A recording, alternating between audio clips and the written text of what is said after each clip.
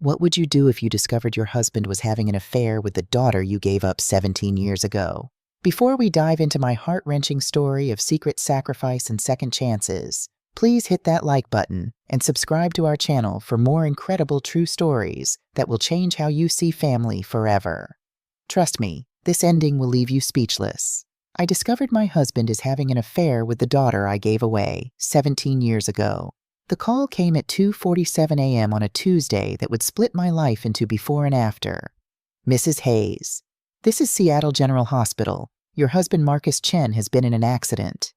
My hands trembled as I gripped my phone designer silk pajamas, suddenly feeling like sandpaper against my skin.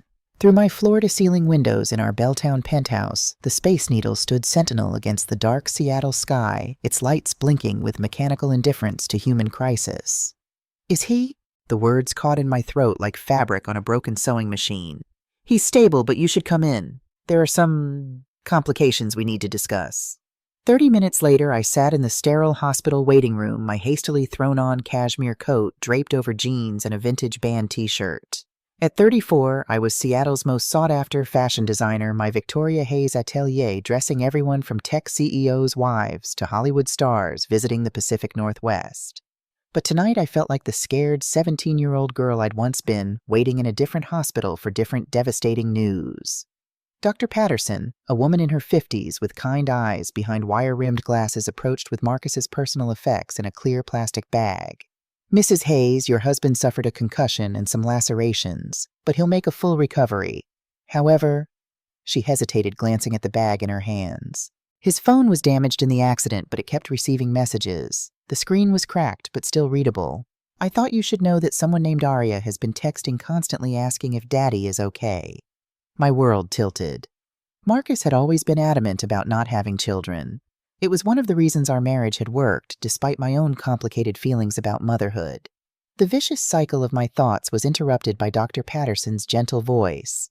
There's more. The messages. They suggest an intimate relationship. And Mrs. Hayes, the young woman, mentioned she's pregnant. The plastic bag felt heavier than my entire fall collection as I accepted it with numb fingers. Through the cracked screen of Marcus's iPhone, I could see a thread of messages from Aria Baby. Please text me back. I'm so scared. The doctor said the baby is fine, but I need you. I can't do this without my daddy. My stomach lurched. Not just at the betrayal, but at the sickeningly familiar endearment. I hadn't heard anyone call a lover daddy since I was 17 and naive, and thought that kind of dependency was love. I'd like to see him now, I said quietly, my designer training kicking in. The same composure that helped me present collections to ruthless fashion critics now steadying my voice. Marcus lay in the hospital bed looking smaller than the commanding presence who ruled the kitchen at his acclaimed restaurant Fusion Northwest. His black hair was matted with dried blood, a butterfly bandage closing a cut above his left eyebrow. Even unconscious, his face held that focused intensity that had first attracted me 8 years ago at a food and wine festival. I'd been designing costumes for the event's fashion show when Marcus approached my booth, confident and charming, praising my use of deconstructed elegance in my pieces. He was the first man who seemed to understand my art, who didn't expect me to explain why I cut fabric in certain ways, or why some seams were meant to show.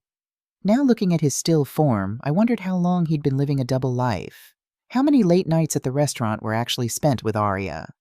How many times had he come home smelling like someone else's perfume, claiming it was just the lingering scent of female customers? I pulled out my own phone, and with steady fingers that belied my internal chaos, typed Aria Chen Seattle into the search bar. What I found made my blood run cold. Aria Whitman, 23, barista and part-time art student at the University of Washington.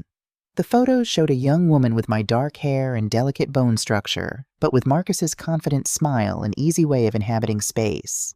In several photos, Aria wore vintage band t-shirts identical to ones I owned, styled with the same casual but deliberate aesthetic. But it was Aria's Instagram bio that made my breath catch. Adopted and grateful. Coffee art is my love language. Looking for my story. Looking for her story. My mind raced backward 17 years to when I was the same age as this girl, pregnant and terrified in a city that felt too big and too cold. To the social worker who had promised me that my baby would go to a loving family, that the adoption would be closed for everyone's protection. To the last time I'd held my daughter, memorizing the perfect curve of her tiny nose, the way her miniature fingers grasped my thumb with surprising strength. The baby girl I'd named Hope in my heart, but never out loud. My hands shook as I scrolled through more photos. There was Aria at Pike Place Market throwing fish with the vendors. Aria at Cary Park, the Seattle skyline spread behind her like a promise. Aria in a coffee shop creating intricate latte art with the focused intensity I recognized from my own work. And there in a photo from 3 weeks ago was Aria with her arms around a man whose face was partially obscured by shadows, but whose chef's coat I would recognize anywhere. The caption read, "My everything can't wait to tell you our big news." I ran to the bathroom and vomited until nothing remained but the bitter taste of betrayal and the impossible coincidence that felt more like cosmic cruelty. When I returned to Marcus's room, he was awake, blinking groggily at the ceiling. His eyes found mine, and I saw the exact moment recognition and guilt crashed over his features. "Vic," he said hoarsely, trying to sit up. "I can explain." "Can you?" My voice was surprisingly steady. "Can you explain how you're having an affair with a 23-year-old girl who calls you daddy? Can you explain how she's pregnant? Can you explain how she looks exactly like me at that age?" Marcus's face went white. "You know about Aria." "I know about the messages. I know about the pregnancy. What I don't know is how long you've been lying to me." I moved closer to his bed, my heels clicking against the linoleum with military precision. "But more importantly, Marcus, I want to know if you realize who she really is." Confusion flickered across his bruised features. "What do you mean?" I pulled out my phone and showed him Aria's Instagram profile. "Look at her, Marcus. Really look at her." He squinted at the screen, then back at me. She looks like you. I noticed that the first time I met her. It's part of what attracted me to her." "She doesn't just look like me." My voice dropped to a whisper. "She is me. She's the daughter I gave up for adoption 17 years ago." The heart monitor next to Marcus's bed began beeping faster as his pulse spiked. That's impossible." "Is it her age? Here looks the fact that she's adopted." I sat down heavily in the visitor's chair. "Marcus, you're having an affair with my biological daughter. You got my daughter pregnant." The silence stretched between us like a chasm filled only by the steady beep of medical equipment and the distant sounds of the hospital's night shift. I watched my husband process this information, saw the exact moment when horror replaced confusion in his eyes. "Oh God," Marcus whispered. "Vic, I didn't know. I swear to you I had no idea. But you knew I'd had a baby when I was 17. You knew I'd given her up for adoption. In 8 years of marriage, didn't it ever occur to you to wonder if a 23-year-old adopted girl who looks exactly like me might be connected to that story?" Marcus closed his eyes, and I could see him running back through memories, perhaps recalculating moments that should have been red flags. "She never talked about looking for her birth parents. She seemed happy with her adoptive family." "Her adoptive family." I laughed bitterly. "Tell me about them, Marcus. Tell me about the people who raised my daughter while you were falling in love with her." "Her father is a psychology professor at UW. Her mother was a pediatrician, but she died in a car accident 2 years ago." Marcus's voice was barely audible. "Aria's been struggling with grief, looking for connection. That's how we met. She was working at the coffee shop near the restaurant, and I started going there after her mother died, because she seemed so lost." My chest tightened. "You targeted a grieving young woman." "No. It wasn't like that. I was just being kind, trying to help her through a difficult time. But then we started talking, really talking, and she was so smart and passionate about her art, and she reminded me of you when we first met. The way you talked about fashion, about creating something beautiful from raw materials. So you decided to sleep with her because she reminded you of your wife. It wasn't a decision, it just happened. One night she was crying about her mother, and I held her, and..." Marcus trailed off, perhaps realizing how pathetic his justification sounded. I stood up abruptly, pacing to the window that overlooked the hospital parking lot. Dawn was beginning to creep across the Seattle sky, painting the buildings in shades of gray and gold. Somewhere in this city, my daughter was sleeping, probably worried sick about her lover carrying his child in her womb, completely unaware that her world was about to implode. "How long?" I asked without turning around. 6 months. "And the pregnancy?" "About 10 weeks. I did the math. This had been going on since before I'd started working on my Second Chances collection. The irony wasn't lost on me. While I'd been designing clothes for women starting over, my husband had been starting over with my own daughter. Does she know about us? She knows I'm married. She knows my wife is a fashion designer. But I never told her your name or showed her pictures. She never asked. Of course she hadn't asked. At 23, when you're in love with someone unavailable, you don't want to know the details about the person you're helping them betray. You want to exist in the bubble where you're the only one who matters. I'd been 23 once too, though my mistakes had been different but equally devastating. I need to see her, I said suddenly. Vic, no, you can't. It would destroy her. More than finding out her lover is married, more than discovering she's pregnant by a man who will never fully belong to her. I turned back to face Marcus. Or are you worried she'll find out the truth about who I am? I'm worried about what this will do to you, Marcus said quietly. You gave her up once because you couldn't handle being a mother. What makes you think you can handle this now? The words hit me like a physical blow, not because they were cruel, but because they were partially true. I had given her up because I was 17 alone and terrified. But I'd also given her up because my own mother had made it clear that keeping the baby would mean losing my family, my future, and any chance of the life I'd dreamed of building. I was 17 years old, Marcus. I was a child myself, pregnant by rape with parents who threatened to disown me if I didn't handle the situation quietly. I didn't give her up because I couldn't handle being a mother. I gave her up because I had no choice. Marcus's eyes widened. In 8 years of marriage, I'd never told him the full truth about my pregnancy. I'd let him believe it was a teenage romance gone wrong, not the violent assault by my father's business partner that had shattered my world and my trust in almost everything. Vic, I'm so sorry I didn't know. No, you didn't know, because I learned very early that men don't want to hear about the ways women are broken. They want the healed version, the strong version, the version that doesn't remind them of how dangerous the world is for us. I sat back down suddenly exhausted. But that's not the point now. The point is that my daughter is out there pregnant and in love with a man who's married to her biological mother. And whether I can handle it or not, she deserves to know the truth before she makes decisions about her future. What are you going to do? I looked at my husband, this man I'd loved for 8 years, who'd comforted me through nightmares about the fire at my factory, who'd held me when the anniversary of giving birth came around each year, and I couldn't stop crying. This man who'd somehow found and fallen in love with the one person in the world who could destroy us both. I'm going to find Professor Whitman, I said finally. I'm going to tell him who I am and what's happening, and then I'm going to figure out how to save my daughter from making the same mistakes I did. And us.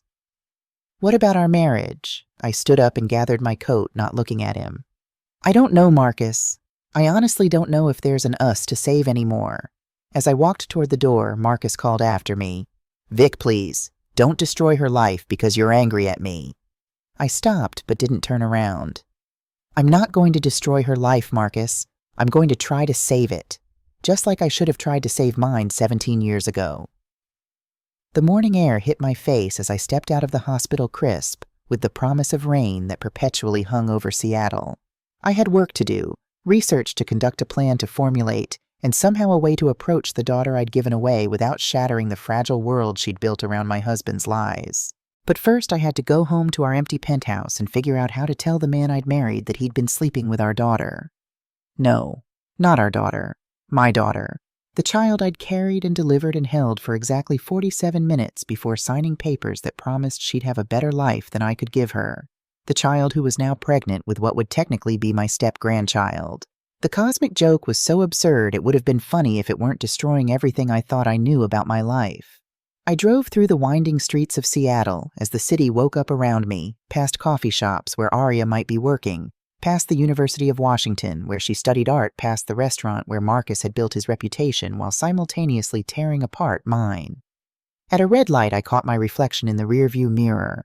I looked older than my 34 years, the stress of the last few hours etched in the lines around my eyes.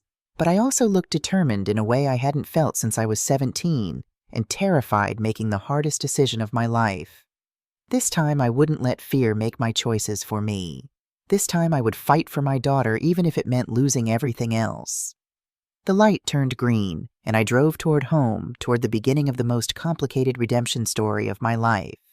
When I walked into our penthouse, everything looked exactly the same but felt completely different. The open floor plan that I'd designed to showcase our art collection now felt cavernous and cold. The kitchen where Marcus practiced new recipes felt like a stage where he'd rehearsed lies to tell me about his late nights. I poured myself a cup of coffee from the machine Marcus had installed, a top-of-the-line espresso maker that he'd claimed was essential for his palate development. Now I wondered if he'd learned to use it to impress a 23-year-old barista. My phone buzzed with a text from my assistant Chloe Victoria. The fabric samples for the Second Chances collection arrived early. Should I have them sent to your home studio, Second Chances?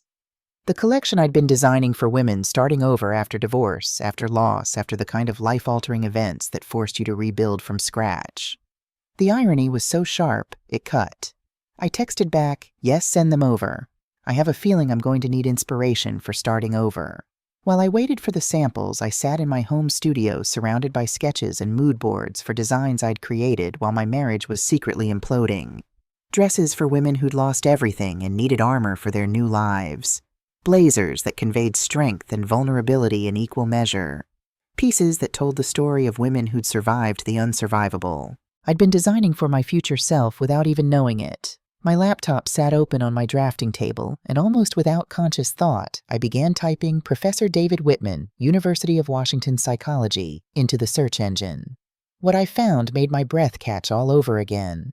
Professor David Whitman specialized in trauma psychology, particularly helping victims of sexual assault and their families. His faculty photo showed a man in his late 50s with kind eyes and graying temples, someone who looked like he'd spent his career helping people piece their lives back together. His research focused on the long-term effects of trauma on family systems, including how undisclosed trauma affects relationships across generations. This was the man who'd raised my daughter.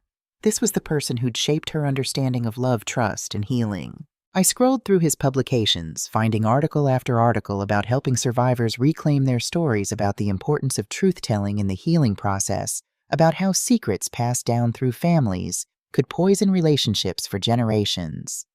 Without fully deciding to do it, I clicked on his faculty contact information and began composing an email. Professor Whitman, my name is Victoria Hayes. I believe you may know me as the biological mother of your daughter, Aria. I need to speak with you about a situation that affects all of us. It's urgent, and I believe you'll understand why when I explain. I can be reached at this email or at 206-557-7829. Sincerely, Victoria Hayes. I stared at the email for 10 minutes before hitting send. Then I closed my laptop and walked to the floor-to-ceiling windows that overlooked Elliott Bay. Somewhere out there, my daughter was starting her day, maybe making coffee art for strangers, maybe thinking about the baby growing inside her, maybe worrying about why her lover hadn't texted her back yet. Somewhere out there, a psychology professor who dedicated his life to helping people heal from trauma was about to discover that his daughter's life was about to become a case study in the very thing he'd spent his career trying to prevent. And somewhere in a hospital bed, my husband was probably trying to figure out how to salvage a situation that had no good outcomes. But for the first time in 17 years, I felt like I was exactly where I needed to be. Standing in the light, ready to tell the truth, prepared to fight for the daughter I'd given away and the granddaughter I'd never expected to have. My phone rang, interrupting my thoughts. Unknown number. Victoria Hayes. Ms. Hayes, this is Professor David Whitman. I think we need to talk. Professor David Whitman's office was exactly what I'd expected from a trauma psychologist. Warm earth tones, comfortable seating arranged to encourage conversation rather than intimidation, and soft lighting that seemed designed to help people feel safe enough to tell their darkest truths. What I hadn't expected was how much he'd aged since his faculty photo.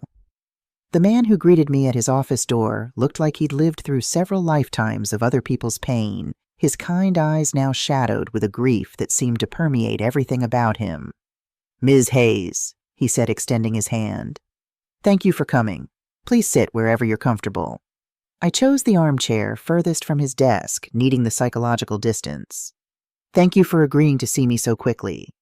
When someone contacts me claiming to be Aria's biological mother, especially with an urgent situation, he settled into this chair across from me, maintaining the careful posture of someone trained to hold space for difficult conversations. I have to admit, I've been wondering when this day might come. You've been expecting me. Not you specifically, but Aria has been asking more questions about her birth parents since Sarah died. My wife was always better at deflecting those conversations, helping Arya focus on building her future rather than excavating her past. His voice caught slightly. Without Sarah's guidance, I've been struggling with how much truth to share. I pulled out my phone and showed him the photo of Arya with Marcus. I'm afraid the truth is about to become much more complicated than either of us anticipated. Professor Whitman studied the image, and I watched his face change as recognition dawned. This is the man she's been seeing. She's been so happy lately, more vibrant than I've seen her since Sarah passed. She said she'd found someone who made her feel safe. That man is my husband. The silence that followed was deafening. Professor Whitman set down my phone with the careful precision of someone handling a live explosive. Your husband, he repeated slowly. Arya is having a relationship with her biological mother's husband. And she's pregnant. Professor Whitman closed his eyes and leaned back in his chair. For a moment he looked every bit of his 59 years and then some. Dear God, does she know? Does he know? Marcus knows as of this morning. I told him at the hospital after his accident. Arya doesn't know about any of it. Not that he's my husband, and certainly not that I'm her birth mother. The hospital? His eyes snapped open. What happened? I explained about the call, the accident, the cracked phone screen that had revealed messages from a pregnant girl calling my husband Daddy. I watched Professor Whitman's expression shift from shock to something that looked like professional assessment. This is going to destroy her, he said quietly. Arya's spent her whole life feeling like she was abandoned once. Learning that she's been abandoned again in such a psychologically complex way. She wasn't abandoned, I said sharply, then caught myself. I'm sorry. I know how it looks from the outside. Tell me what happened. The real story. So I did. I told him about being 17 and naive about my father's business partner who'd seemed so trustworthy until the night he'd cornered me in our garage after a company dinner. About my parents' horror when they learned I was pregnant, their immediate assumption that I'd been promiscuous rather than victimized. About the social worker who'd promised that a closed adoption was best for everyone, especially the baby. Professor Whitman listened without interruption, occasionally nodding in the way that told me he'd heard similar stories countless times before. I was told she went to a loving family, I finished. A family that could give her everything I couldn't. I thought I was giving her the best possible life. You were. Sarah and I loved Arya from the moment we brought her home. She's had every advantage. Education, travel, emotional support, creative encouragement. You made the right choice for a 17-year-old in an impossible situation. Then why do I feel like I'm about to destroy her life all over again? Professor Whitman was quiet for a long moment, and I could almost see him shifting from Arya's father to trauma psychologist, examining the situation from multiple angles. Because, he said finally, you're about to give her information that will fundamentally change how she sees herself, her relationships, and her place in the world. That's always destructive before it becomes healing. Is there a way to do this that doesn't shatter her? There's a way to do this that honors her autonomy and gives her the support she'll need to process it. But no, there's no way to share this truth without significant psychological impact. I pulled my coat tighter around myself, suddenly cold despite the warmth of his office. What would you recommend? First, I need to know what your intentions are. Are you hoping to build a relationship with Arya? Are you trying to break up her relationship with your husband? Are you seeking some kind of closure for yourself? The questions were fair, but they forced me to examine motives I hadn't fully articulated even to myself. I want to protect her, I said finally. I want her to know the truth before she makes permanent decisions based on lies. And yes, I want her to leave Marcus. Not because I'm trying to save my marriage. I think that's probably over regardless. But because she deserves better than a man who would seduce a grieving young woman who reminds him of his wife. And if she chooses to stay with him even knowing everything, the possibility hadn't occurred to me, and it hit like a physical blow. I don't know. I suppose that would be her choice to make. It would be. And that's the first thing you need to accept if you're going to approach this in a way that serves Arya's best interests, rather than your own need to fix the situation. I nodded, filing away what felt like the first of many difficult lessons I was about to learn about being a mother at 34 to a daughter I'd given away at 17. There's something else you should know, Professor Whitman said carefully. Sarah left Arya a letter. She was supposed to receive it on her 25th birthday, or if she got married, or... He paused meaningfully. If she got pregnant. My heart stopped. A letter about what, bae? About you. Sarah spent years researching your life, following your career from a distance. She knew about your fashion house, your marriage, even about the factory fire 4 years ago. That's been affecting your mental health. The room seemed to tilt. She was watching me. Not in an invasive way. Sarah was a pediatrician, and she understood the lifelong impact of separating mothers from children, even in the best circumstances. She wanted to make sure you were okay, and she wanted to be able to give Arya information about you if she ever asked. What kind of information? Professor Whitman stood and walked to a filing cabinet, retrieving a sealed envelope with "For Arya" written in elegant handwriting across the front. I don't know everything it contains. Sarah sealed it after she finished writing it last year, but she told me it included information about your assault, about the circumstances of Arya's birth, and about the woman you've become since then. I stared at the envelope as if it might burst into flames. She knew about the rape. Sarah was very good at reading between the lines in medical records, and she had resources for research that most people don't. She wanted Arya to understand that she wasn't given away carelessly. When were you planning to give her this letter? I wasn't sure I ever would. After Sarah died and I saw how much Arya was struggling with questions about identity and belonging, I thought it might be too much additional trauma. He looked at me carefully. But given the current situation, I think she needs to read it before she hears anything from you or your husband. You want me to wait? To let her read about me before I tell her who I am. I want you to let her process the information about her birth before she has to process the information about her current relationship. One psychological bomb at a time. It made sense, but it also meant more waiting, more secrets, more time for the situation to potentially get worse. How long? I asked. I'll give her the letter tonight. Give her 24 hours to read it and process it. Then, if you're still committed to this path, I'll arrange for you to meet. And Marcus, that's between you and your husband. But if I were you, I'd make sure he understands that any contact with Arya right now could be seen as predatory behavior toward a vulnerable young woman. Legally and ethically, he needs to step back until she's had time to process this information. I thought about Marcus lying in his hospital bed, probably wondering if I was going to destroy his life out of spite. The truth was, I didn't want to destroy anyone's life. I just wanted to stop living the lie that my life had become. Professor Whitman, can I ask you something personal? Of course. When you adopted Arya, did you ever imagine this day? Not this specific situation, but the day when her birth parents might reappear and complicate the life you'd built with her. He smiled sadly. Every adoptive parent imagines that day. We hope it never comes, or that if it does, it comes in a way that adds to our child's life rather than disrupting it. Sarah and I used to talk about what we'd do if you showed up wanting a relationship with Arya. What did you decide? That it would depend entirely on who you'd become and what your motivations were. Sarah always said that if you'd grown into someone worthy of Arya's love, she'd welcome you into our family. She believed there was room for more than 2 parents in a child's life, especially if those parents were committed to putting the child's well-being first. I felt tears pricking at my eyes. And if I hadn't grown into someone worthy, then we'd have protected Arya from you with everything we had. The honesty was brutal but fair. What's your assessment now? Professor Whitman studied me for a long moment. I think you're a woman who's been carrying trauma for 17 years and has finally reached a breaking point.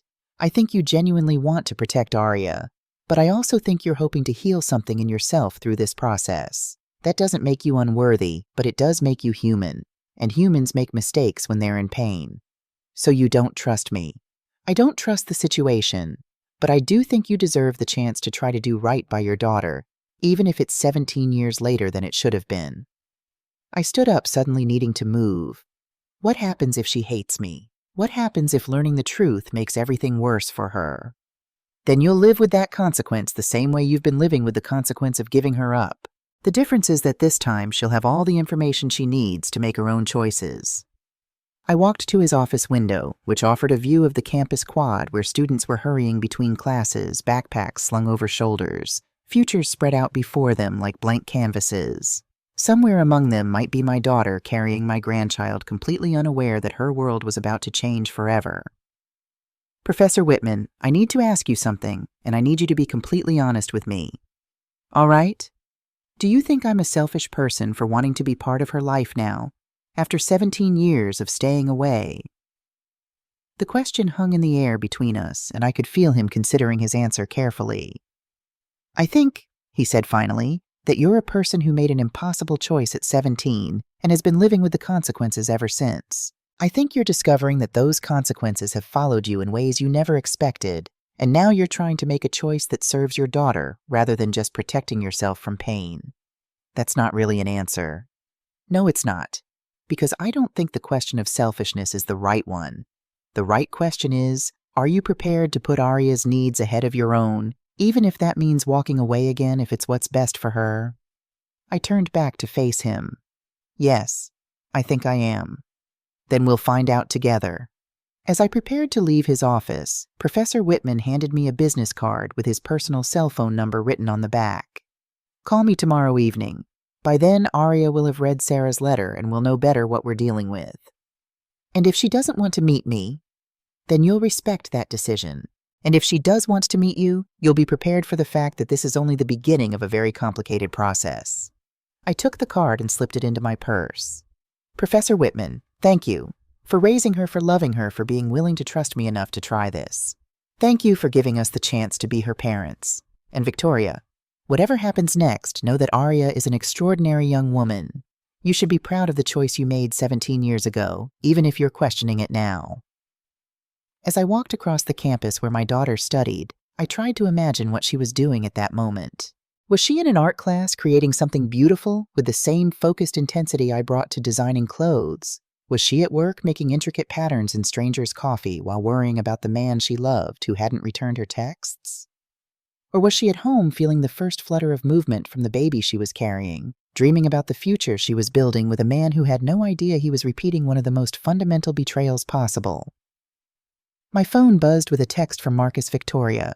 Please come back to the hospital. We need to talk about what happens next. I deleted the message without responding and kept walking toward my car. What happened next wasn't up to Marcus anymore. It wasn't even entirely up to me.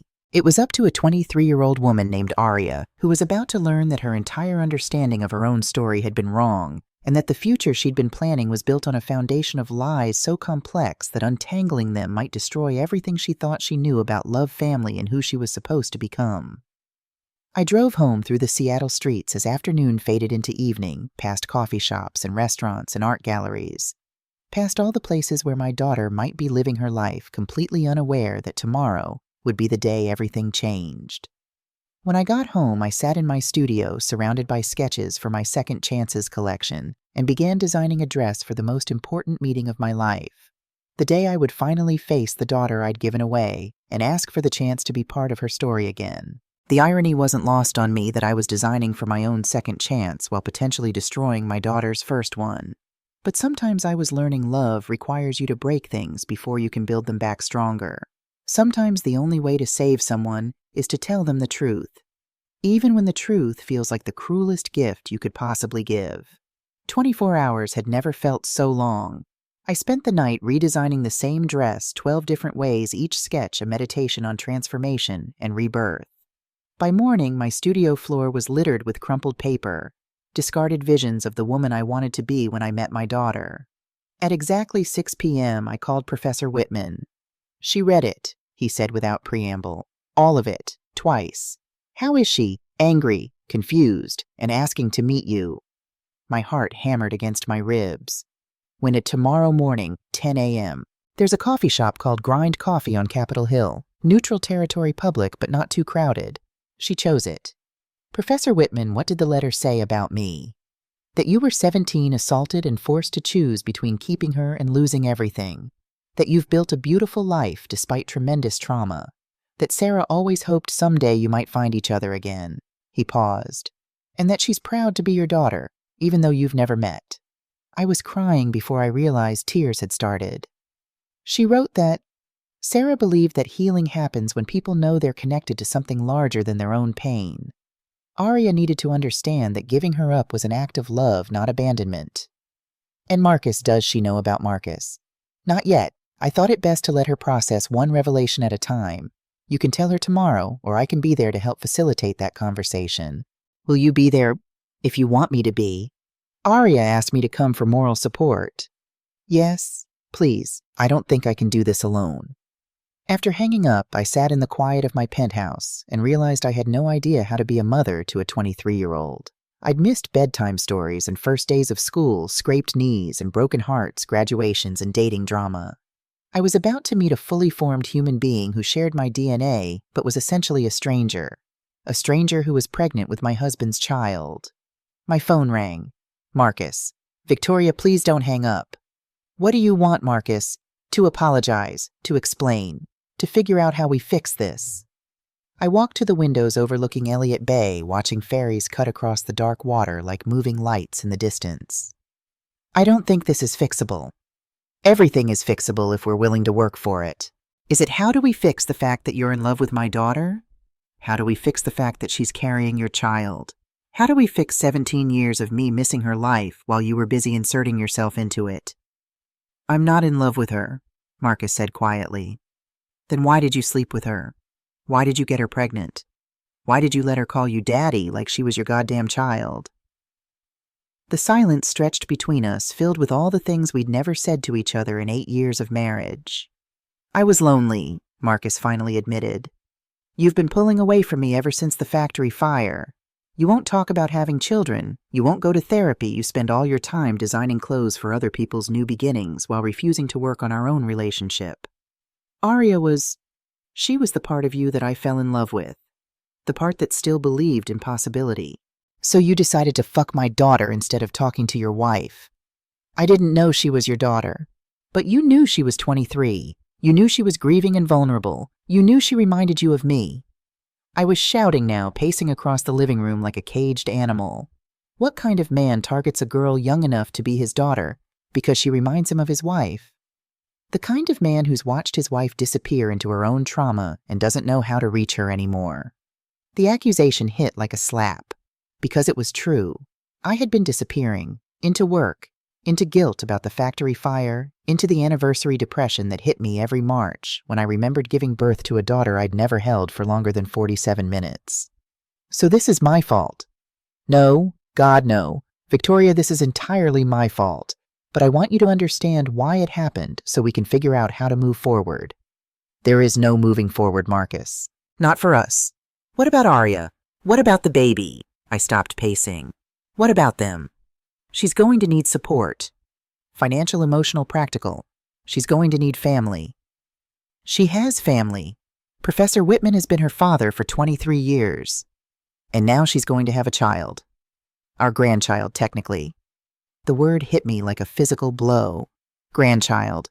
I was going to be a grandmother at 34 to a baby born from the most complicated relationship imaginable.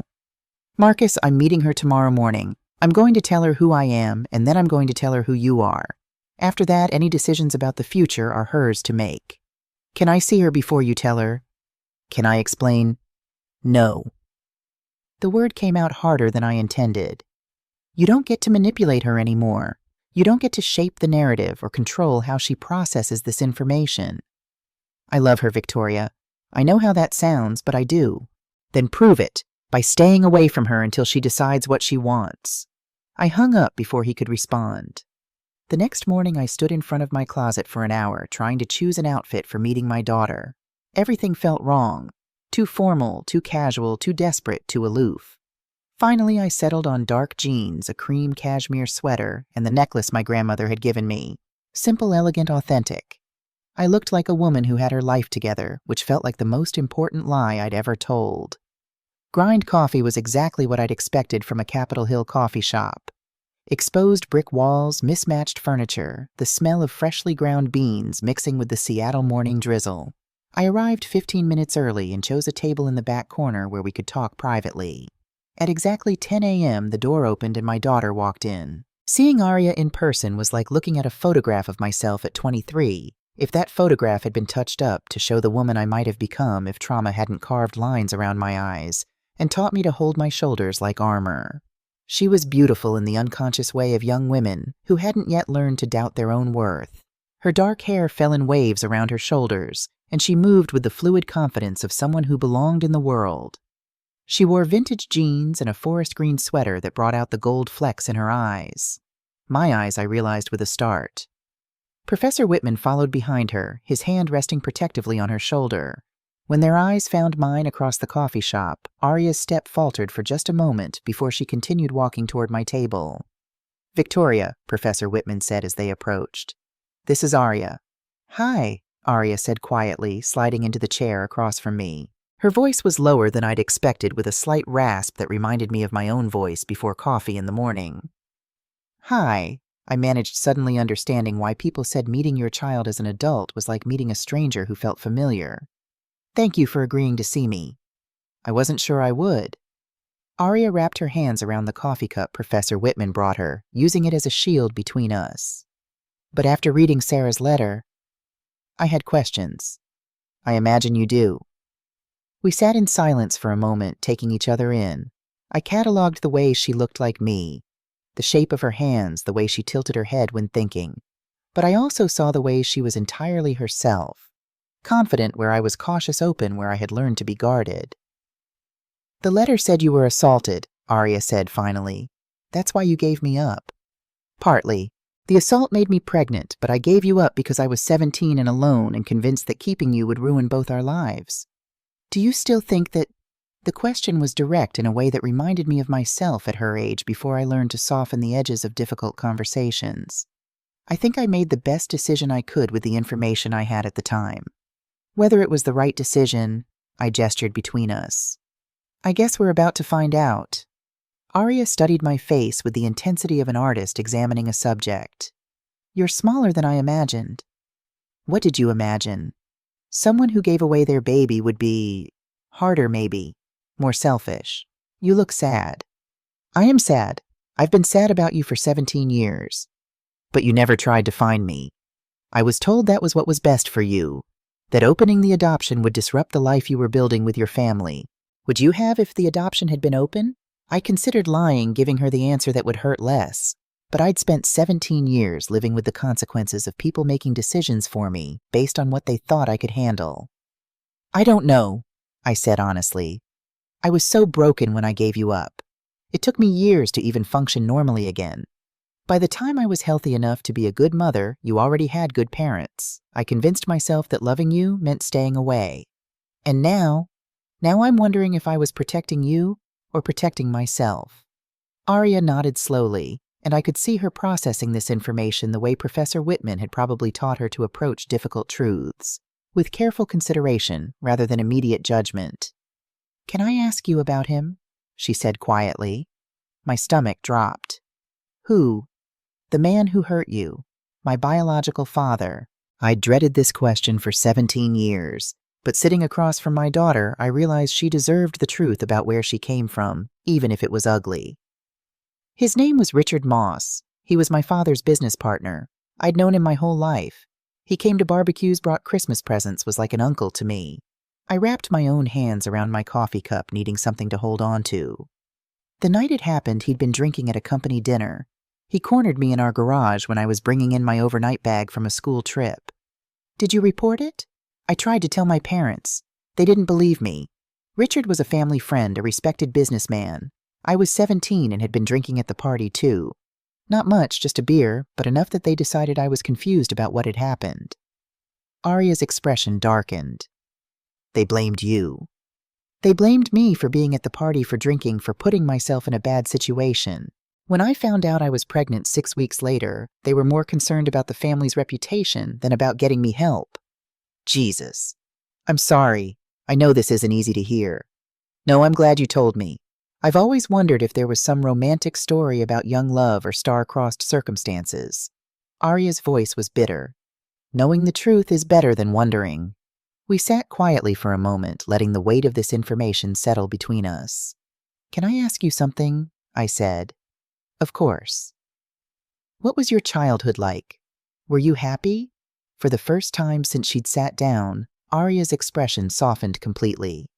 "I was loved. David and Sarah made sure I knew every single day that I was wanted and valued and enough exactly as I was. They never let me feel like I was missing something because I was adopted." "Good. That's what I hoped for." "They talked about you sometimes. Sarah especially. She said that someday if I wanted to know you, she'd help me find you. She always made it clear that you weren't absent from my life because you didn't love me. I felt tears starting again.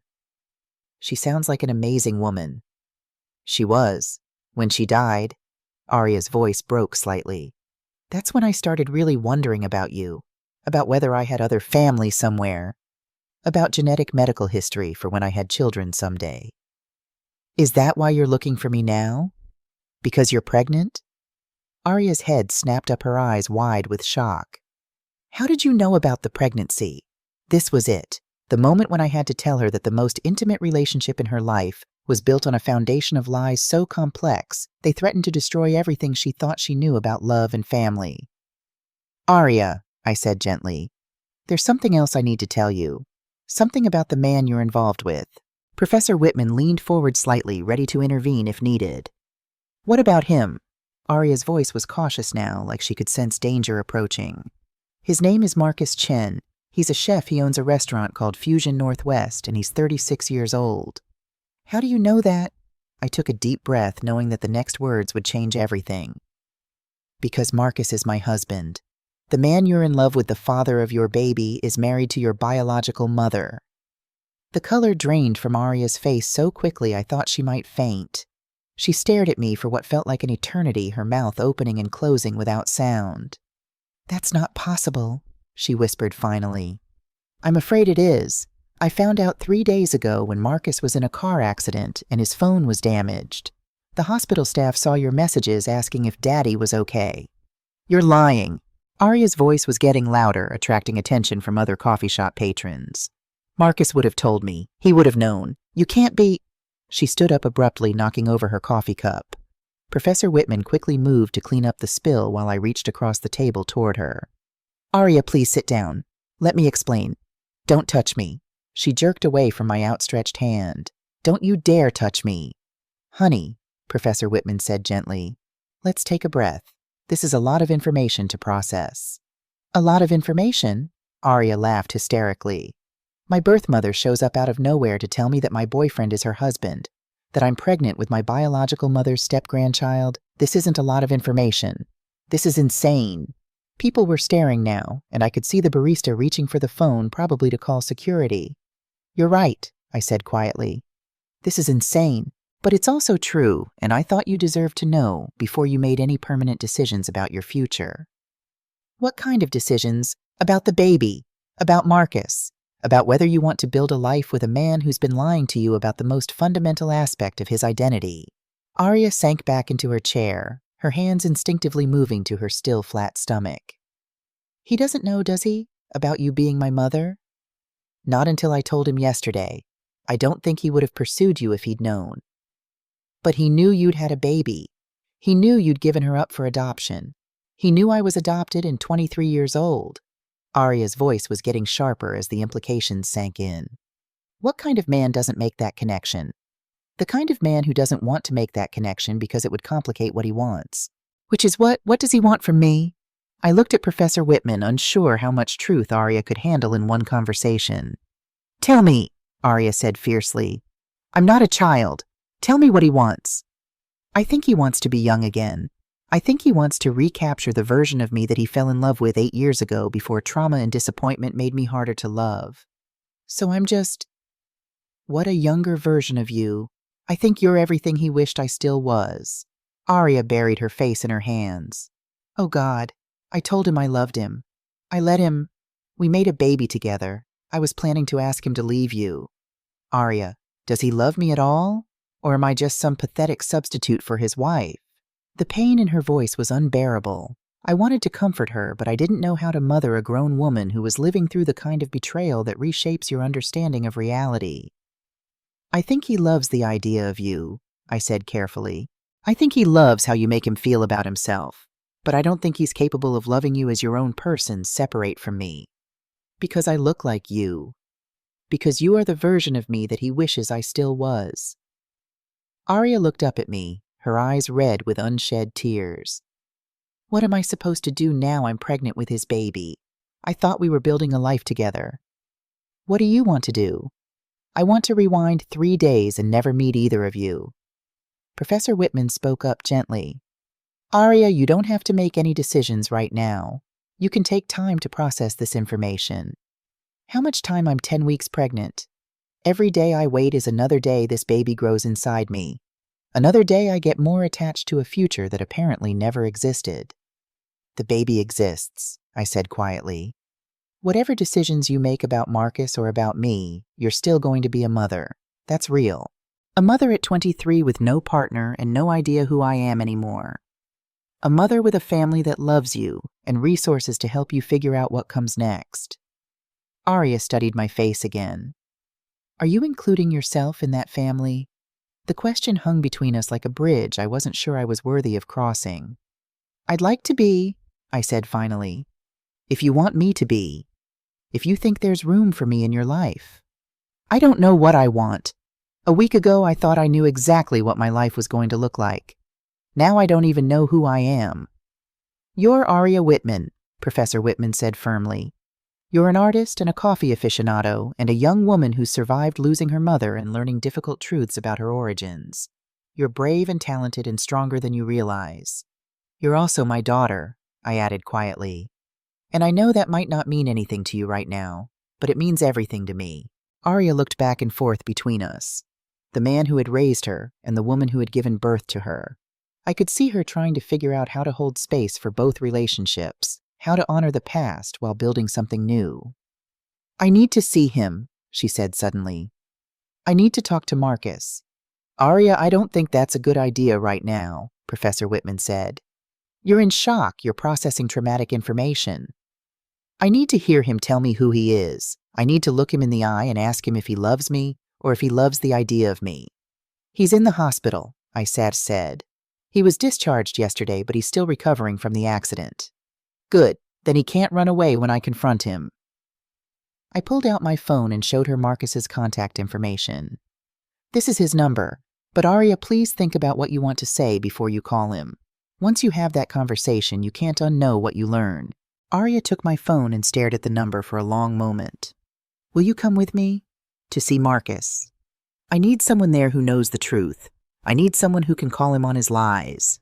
I looked at Professor Whitman, who nodded slowly. If that's what you want, I said.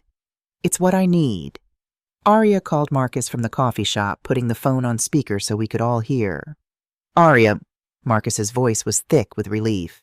Baby, I've been so worried. Are you okay? You haven't been answering my texts. I need to see you, right now. Of course. Come over, I'm at home. I have so much to explain to you about— No, not at your house. At the hospital where you had your accident. Why the hospital? Because I want to see the place where you found out your girlfriend is your wife's daughter. The silence that followed was deafening. Aria, Marcus said finally, his voice careful and controlled. Who have you been talking to? The woman who gave birth to me. The woman you've been married to for 8 years. The woman whose husband knocked up her biological daughter. Fuck. The word was barely a whisper. Yeah, fuck is right. I'll be there in an hour. Don't go anywhere. Aria hung up and handed me back my phone. Now we go get some answers. As we walked out of the coffee shop together, my daughter, her adoptive father, and me, I realized that this was either the beginning of the most complicated family dynamic in history or the moment when we all learned that some truths are too devastating to survive. But for the first time in 17 years, I was walking towards something instead of away from it. For the first time since I was 17 years old, I was fighting for my daughter instead of protecting myself from the pain of losing her. And whether it destroyed us all or somehow made us stronger, I knew that this was what love looked like. Messy and complicated, and brave enough to demand the truth, even when the truth felt like the end of the world. The drive to the hospital was silent, except for the sound of Seattle rain against the windshield and Aria's quiet crying in the passenger seat. I wanted to reach over and take her hand, but I didn't know if I'd earned the right to comfort her yet. When we arrived at Marcus's room, he was sitting up in bed fully dressed, as if he'd been planning to leave. His face went white when he saw the three of us enter together. Aria, he said, starting to get up. Let me explain. Sit down, Aria commanded, her voice steady despite her tears. Just sit down and tell me the truth. Marcus sank back into the bed, his eyes darting between Aria and me like he was trying to calculate the least damaging way to tell this story. How long have you known? Arya asked. Known what? Don't. Don't you dare play dumb with me right now. How long have you known that Victoria is my birth mother? Marcus closed his eyes. Since Tuesday. Since the accident. But you suspected before that, didn't you? You had to have suspected. Arya, I swear to you I never put it together. A 17-year-old girl gives up her baby for adoption. 23 years later, you meet a 23-year-old adopted girl who looks exactly like your wife did at that age. And it never occurred to you that there might be a connection. Marcus was quiet for a long moment. I didn't want it to occur to me. Because then you'd have to stop fucking me. Because then I'd have to admit that I was using you to avoid dealing with my marriage. The honesty was brutal, but necessary. I watched Arya absorb this admission, saw her face cycle through pain and anger, and something that might have been relief. Do you love me? She asked quietly. I love who you are. I love your passion for your art, your optimism, the way you make me feel like I'm the best version of myself. That's not what I asked. Do you love me, Arya Whitman, as a person separate from your wife? Or do you love me because I remind you of her? Marcus looked at me, then back at Arya. I don't know the difference anymore. Then let me help you figure it out. Arya stood up and walked to the side of his bed. If Victoria and I were both standing in front of you, and you could only choose one of us, who would you choose? Arya, that's not fair. Who would you choose? Marcus looked at both of us for a long moment, and I could see him really seeing Arya for the first time, not as a reflection of me, but as her own person with her own life and her own needs. I would choose Victoria, he said quietly, because she's my wife, and because what I feel for you is tangled up with what I feel for her, and that's not fair to either of you. Arya nodded slowly. Thank you for being honest. But Arya, the baby is mine, my responsibility, my choice, my future to figure out. I want to be involved. I want to help raise... No, Arya's voice was firm. You don't get to be involved. You made your choice when you decided to pursue a relationship with someone who reminded you of your wife. You made your choice when you got me pregnant while lying about who you are. Legally, I have rights. Legally, Professor Whitman spoke up for the first time. Pursuing a sexual relationship with someone while knowing they're related to your spouse could be considered fraud. I wouldn't pursue the legal rights angle if I were you. Marcus looked at me desperately. Victoria, please, don't let her cut me out of my child's life. I looked at my daughter, this brave, strong woman who was handling the destruction of her world with more grace than I'd shown when mine fell apart at 17. It's not my decision to make, I said. Arya is an adult and she gets to decide who has access to her child. What about us? Marcus asked. What about our marriage? Our marriage ended the moment you decided my daughter was a suitable substitute for me. I walked over to Arya and gently touched her shoulder. Are you ready to go? She nodded, then looked back at Marcus one last time. For what it's worth, I did love you. I loved who I thought you were. I hope someday you figure out who you actually are. As we left the hospital, Arya was quiet until we reached the parking garage. Victoria, she said suddenly. Yes, I want to know you. The real you, not the version Marcus fell in love with, or the version you think I need you to be. I want to know about your business, your art, what makes you laugh, what keeps you up at night. I want to know my mother. I stopped walking and turned to face her fully. I want to know you too. I want to know everything I missed, and I want to be part of everything that comes next if you'll let me. I'm scared, Arya admitted. Of what? Of getting attached to you and then having you leave again. I'm not going anywhere, Arya. I promise you I'm not going anywhere. What about the baby? Are you ready to be a grandmother at 34? I thought about the complicated family we were about to become. A daughter I'd given away, a granddaughter who would be born from the ashes of my marriage, a life I'd never planned but suddenly couldn't imagine living without. I'm ready for whatever you need me to be ready for. 6 months later, I sat in the delivery room holding my daughter's hand as she brought my granddaughter into the world.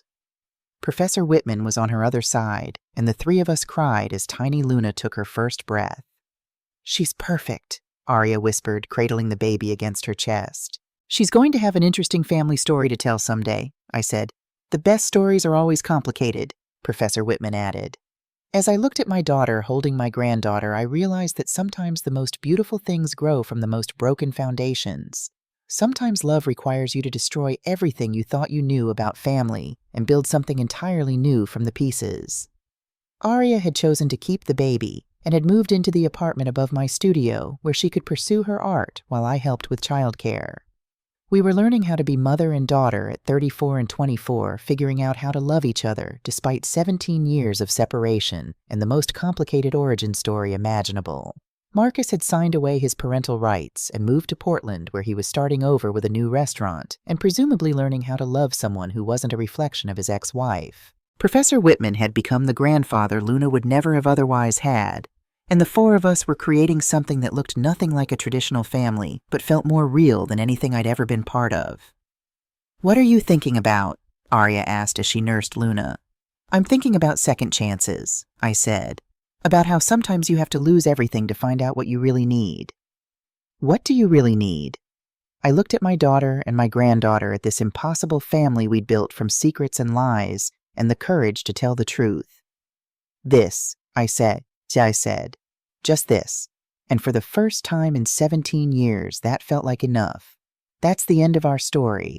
If this incredible journey of family secrets and second chances moved you, please hit that like button and subscribe to our channel for more true stories that prove love can triumph even in the most impossible circumstances. Because sometimes the most beautiful families are the ones we choose to build from the broken pieces of our past.